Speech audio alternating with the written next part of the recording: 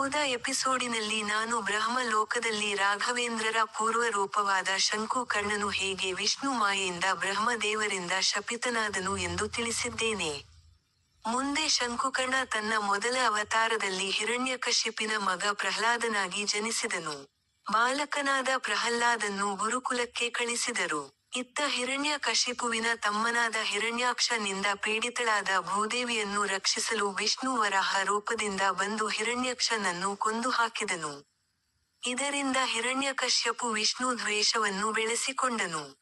ತನ್ನನ್ನೇ ಪೂಜಿಸಬೇಕೆಂದು ಎಲ್ಲರನ್ನೂ ಪೀಡಿಸತೊಡಗಿದನು. ಆದರೆ ಇವನ ಮಗನಾದ ಪ್ರಹ್ಲಾದನು ಸತತವಾಗಿ ವಿಷ್ಣು ಭಕ್ತಿಯಲ್ಲಿ ತೊಡಗಿಸಿಕೊಂಡು ತಾನು ಮಾತ್ರವಲ್ಲದೆ ತನ್ನ ಸ್ನೇಹಿತರಿಗೂ ವಿಷ್ಣು ಭಕ್ತಿಯನ್ನು ಬೋಧಿಸತೊಡಗಿದನು.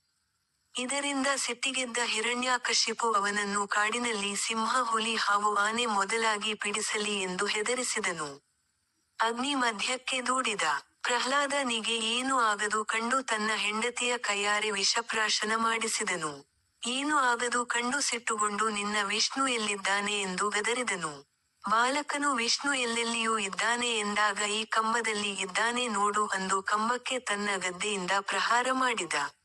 ಆಗ ಕಂಬ ಮಧ್ಯದಿಂದ ವಿಷ್ಣು ನರಸಿಂಹ ರೂಪದಿಂದ ಬಂದು ಹಿರಣ್ಯಕಶ್ಯಪನ ಹಿಡಿದು ಕೊಂದು ಹಾಕಿದನು. ವಿಷ್ಣು ಎಲ್ಲರನ್ನೂ ಸಮಾಧಾನಪಡಿಸಿದನು ಮತ್ತು ಪ್ರಹ್ಲಾದನನ್ನು ವೈಕುಂಠಕ್ಕೆ ಕರೆದುಕೊಂಡು ಹೋಗುವುದಾಗಿ ಹೇಳಿದರು. ಆದರೆ ಪರಮ ದಯಾಳು ಆದ ಪ್ರಹ್ಲಾದ ತಾನೊಬ್ಬನೇ ಬರದೆ ತಾನು ತನ್ನ ಮಿತ್ರರೊಡನೆ ಬರುವುದಾಗಿ ತಿಳಿಸಿದನು. ಹೋದ ಎಪಿಸೋಡಿನಲ್ಲಿ